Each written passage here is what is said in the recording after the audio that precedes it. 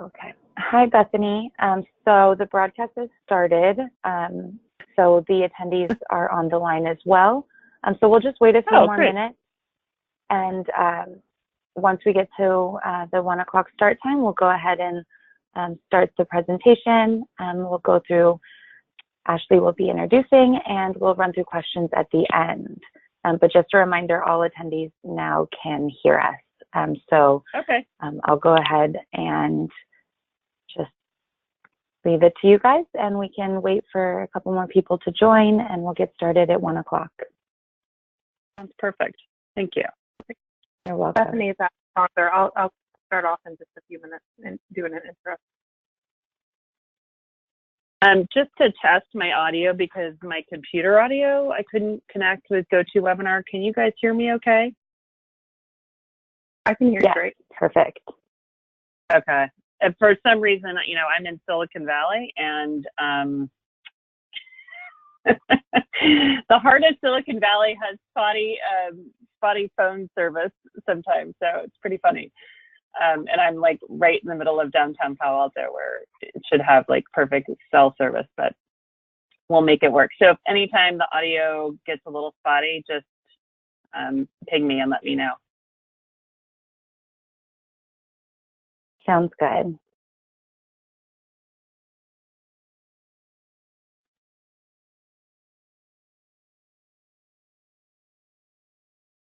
Are you going to be recording this? Or it looks like it already is recording, correct? Yes. So it is recording, and I will distribute the recording to all of the attendees, as well as upload it to YouTube and share it with the organizers. Okay.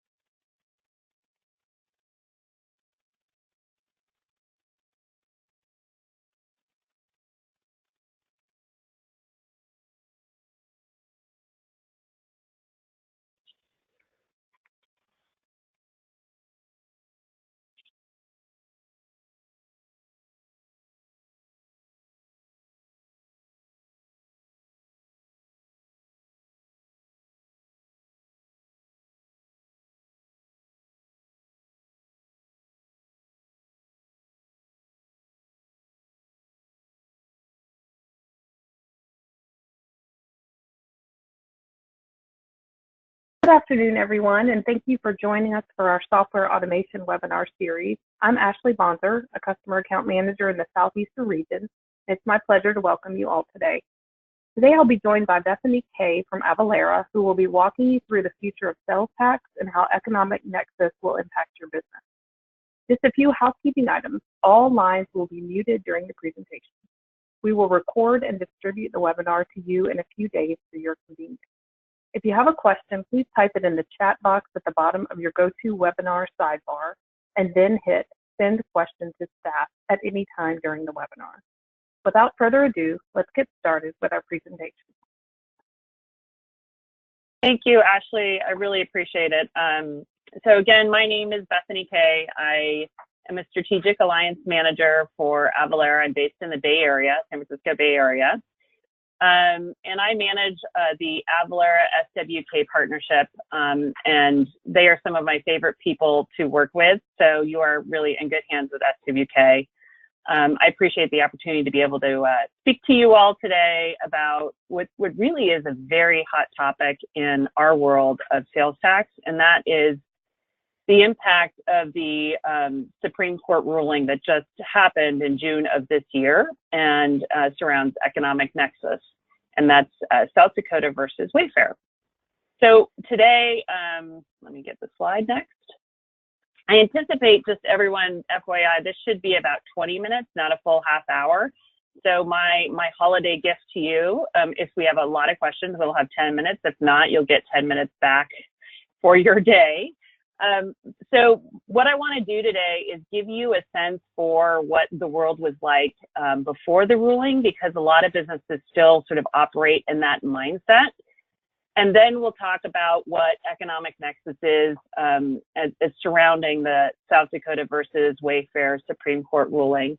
Next steps on what you can do and what you should be thinking about, and then share a little bit about what Avalara does and how we can automate sales tax compliance. So without further ado, I'm going to give you a little bit of a history lesson. Many of you may not know, but the sales tax landscape has changed very drastically over what I've seen probably over the last decade. And most of it surrounds the concept of nexus. And for those of you that don't know what nexus means, essentially means to join or to bind. And it's a legal term in sales tax that refers to the requirement for companies that are doing business in a state to collect and pay sales tax in that state. And over the last 26 years, up until the Supreme Court ruling, the history of sales tax really surrounds a precedent-setting Supreme Court case, Quill versus North Dakota. So you may hear that term, Quill. And in that case, the Supreme Court ruled that a state couldn't require an out-of-state company to collect sales tax unless that company had substantial physical presence in the state. So a lot of people still operate on that mindset. Well, we're not physically there in the state. We don't have a store. We don't have a warehouse. We don't have real estate or employees. That's physical presence in the state and how many businesses operated in determining whether they had to collect sales tax. So obviously, today's world is very different than 1992, and a lot of it we can thank Amazon for their wonderful delivery services, but they really have changed how we operate as businesses. With the advent of e-commerce coming onto the scene, states have lost significant amounts of tax revenue due to online sales, and they don't have an ability, because of the legislation in the Supreme Court case, to force online sellers to collect sales tax because of that outdated physical presence standard. So you'll see on this slide, and this kind of took me by surprise when I started looking at statistics a couple of years ago, but surprisingly, sales tax makes up an average of 47% of state revenue. So you can imagine if they're losing billions of dollars, they got a big problem on their hands. So last year alone, it was $13 billion, and that was estimated that states lost across the U.S.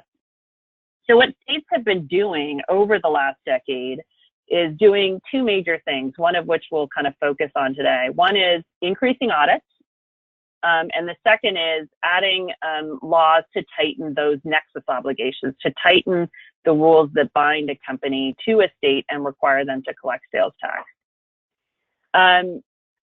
So prior to this year's Supreme Court ruling on June 21st, states passed a bunch of different kinds of nexus laws that you may have heard of, may not have, but I'm going to rattle them off and then we're going to focus on one of them. Click-through nexus laws, affiliate nexus laws, notification and reporting laws, and marketplace facilitator laws. Now, we could spend a whole 20 minutes on each one of those, but today we're going to focus on economic nexus, which is the one that really everybody, it really has bound a lot of companies to really start thinking about sales tax and how they're in compliance. So what is economic nexus? It's a sales tax collection obligation that's imposed on sellers based on the level of economic activity within a state. So unlike physical presence, it's entirely based on your sales revenue or transaction volume or both. And so, for example, in South Dakota, which we'll talk about in a minute, that's $100,000 or 200 separate transactions within a year's period of time. And all of the states, it's important to notice that all of the states are different in their criteria. So some will be similar to South Dakota, that $100,000 threshold or 200 separate transactions, but many of the states are very different. So you have to go state by state and understand those rules. But what all of them do is really aim to level the playing field between those out-of-state non-collecting businesses that aren't bringing money to the states, and then those traditional brick and mortar businesses that have a physical presence within the state. So what is South Dakota versus Wayfair? Well, briefly to give you the history, up until June of this year, over a dozen states had put those economic nexus laws into effect, but they started being challenged. And so in South Dakota, on March of 2017, the 6th Judicial Court of South Dakota ruled that those economic nexus legislation laws were unconstitutional. 6 months later, in September of 2017, the South Dakota Supreme Court struck down that legislation. And then, just a few months later, in January of 2018, the U.S. Supreme Court agreed to take up this case and review it. And we've all been holding our breaths until June of this year, in which the Supreme Court ruled in favor of South Dakota and overturned that long-standing physical presence nexus standard from that South Dakota Quill versus North Dakota case in 1992. And so what does this mean? Really what you want to take away, again, is that South Dakota now has the authority to impose sales tax obligations on out-of-state sellers. And that's huge, really is huge in the world of sales tax. So who's affected? All remote sellers, both online and offline, that aren't registered with South Dakota. And we're talking about just South Dakota right now. The date for South Dakota particularly is November 1st, so that, just a little over a month old, what it took effect. And again, physical presence is no longer the main rule. And also, a little bit more in the detail, remember we said that there's other nexus obligations, a list of activities that a business can do. This is just one of them. It's an economic nexus standard, but it seemed to have captured a lot of businesses, whereas some of the other nexus creating activities did not. Economic nexus is. So the law applies to both to taxable sales made to consumers. It doesn't change what's tax exempt. It will also apply in South Dakota to service providers, not just tangible personal property that's sold. And it will also apply, many of you on the line may have this, to manufacturers or wholesalers who sell direct to consumers.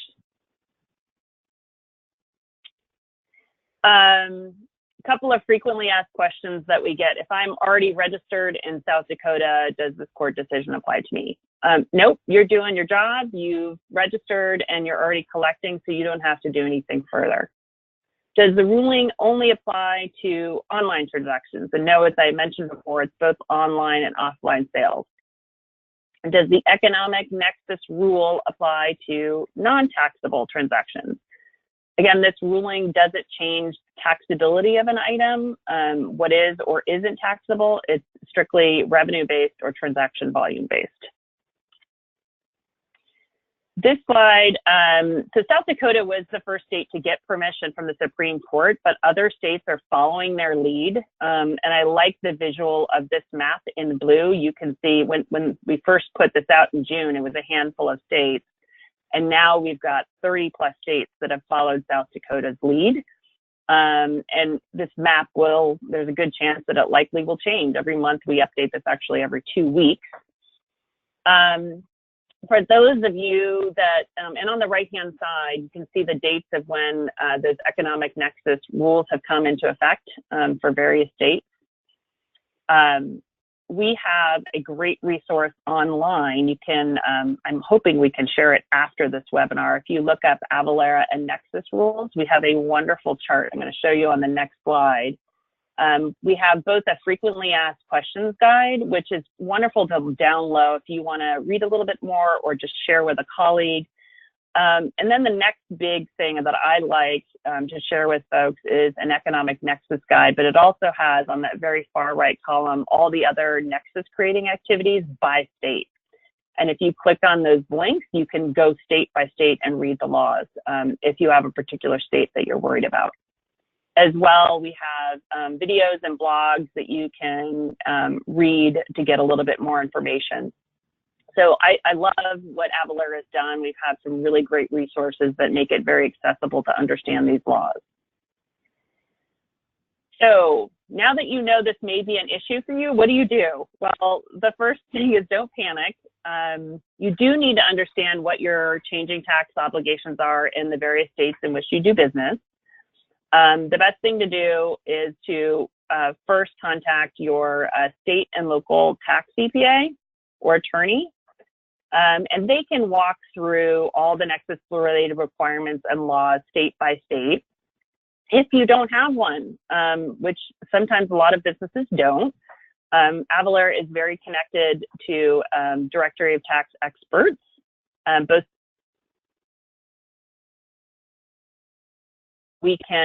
We're more than happy to make that introduction for you.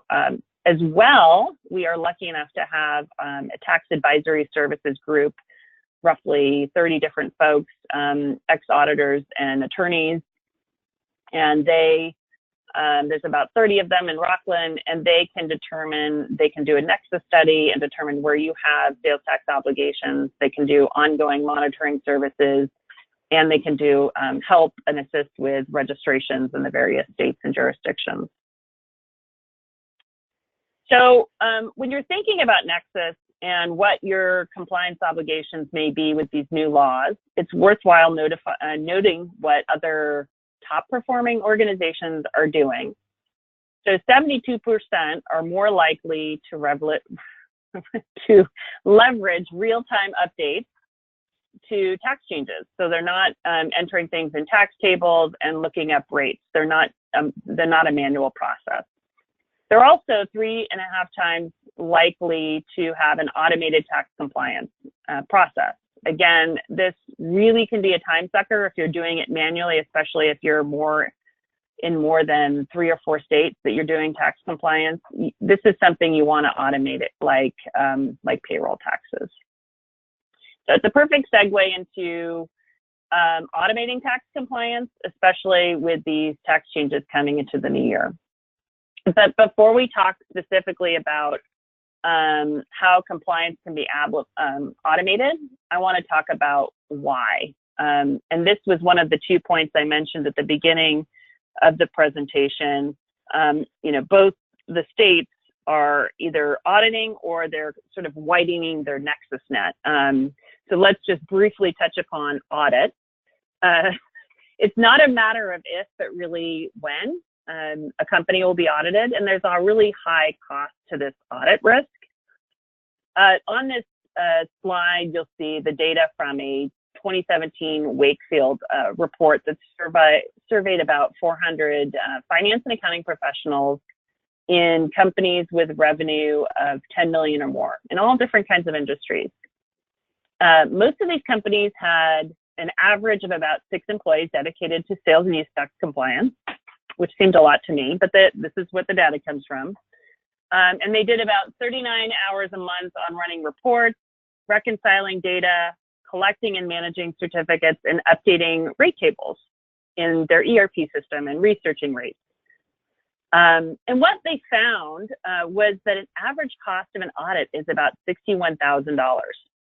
That included penalties, interest, back taxes, fees to outside professionals to help manage the audit, and the hours that employees put in to get all those audit documents together. And to me, $61,000 seems like a pretty high cost, given that what they're spending, and you see on the slide, average cost of compliance for employees is between $67,000 and $400,000, depending on the size of the organization.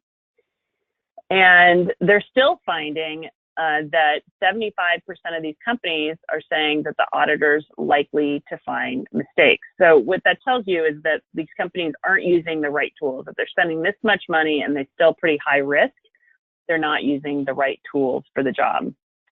So we've talked a little bit about audit risk and Nexus, but there are many other aspects to complying with sales tax obligations that companies don't necessarily consider.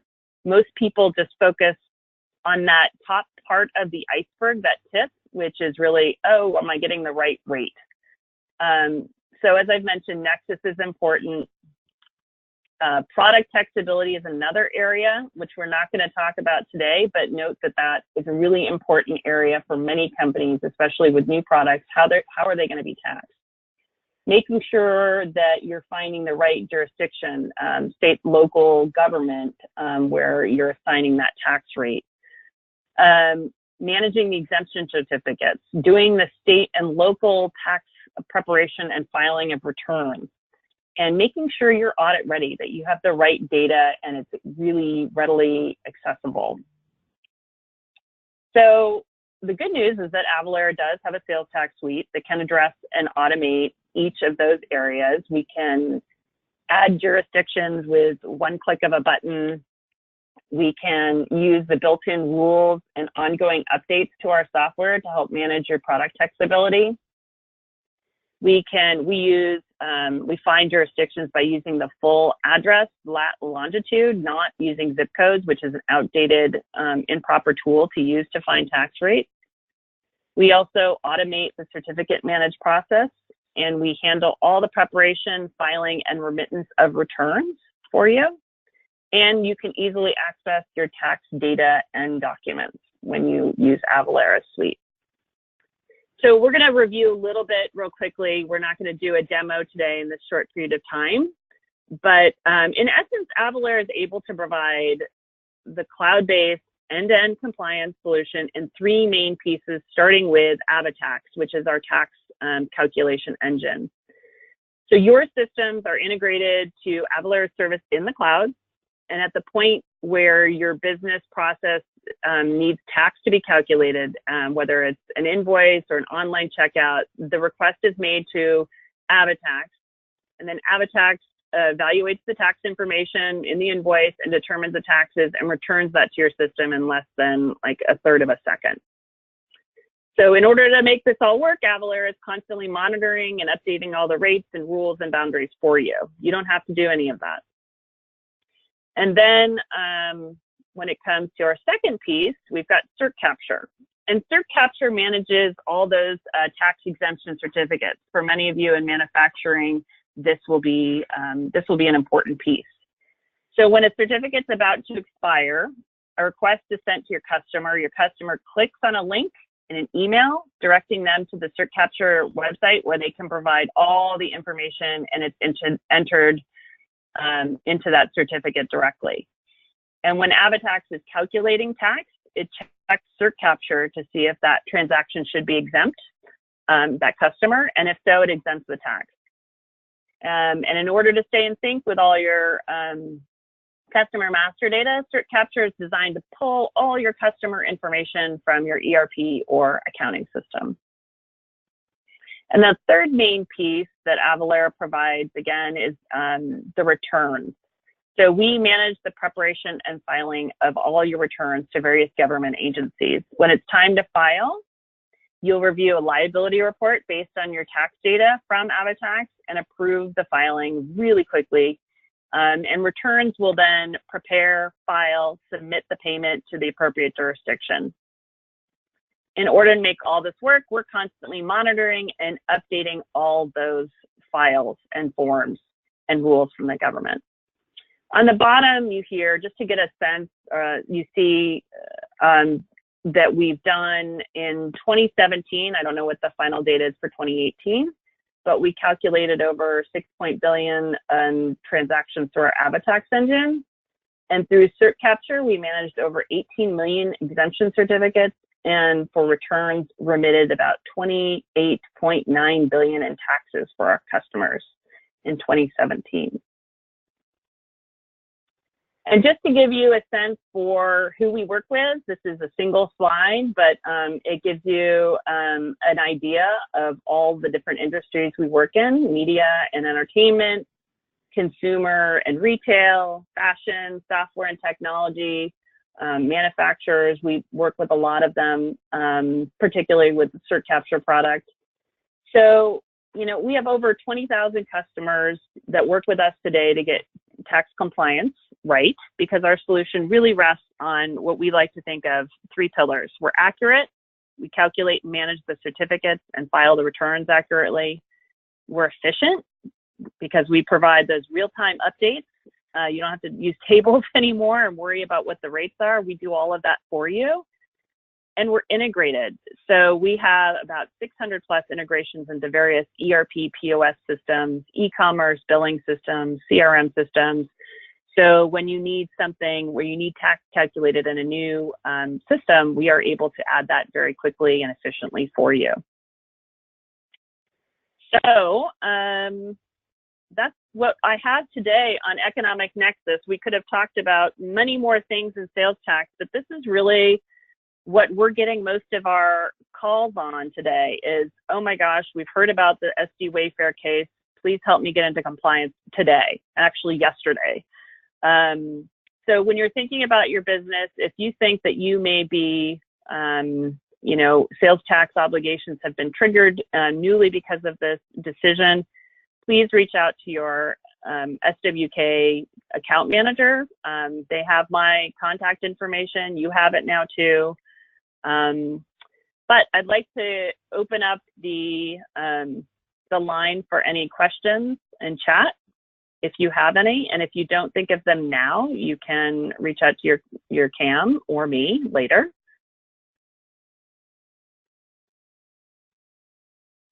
Does anybody have any questions?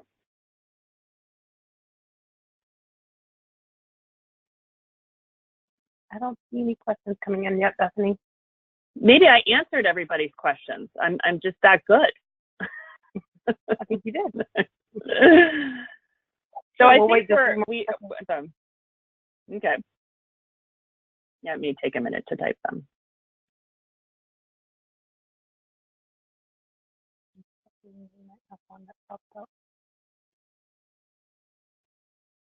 Let's see, we have one here. Do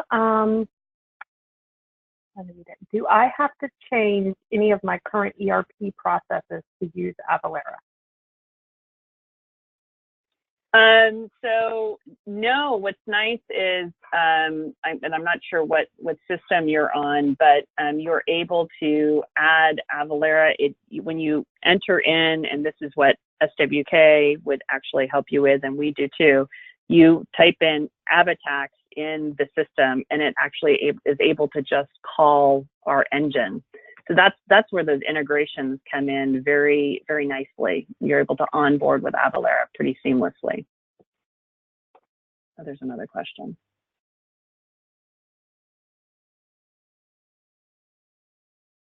I can't see the question. That's it? Just a second. We got one more. When taxability rules or tax boundaries change, do I need to do anything to update my tax schedule? No, that's automatic. That's the beauty of Avalara. So all of those rules, we have a whole team of people, state by state, that are updating all those rules and rates for you.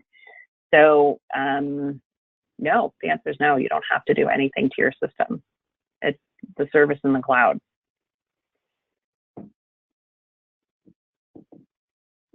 Perfect. Hopefully that answers your question. Yeah, I think that I got it. I don't think we have any other questions. So that concludes our webinar today. And Bethany, I really appreciate it and you taking the time. Thank you all for attending and have a great day. Thank you too. Happy holidays, everyone.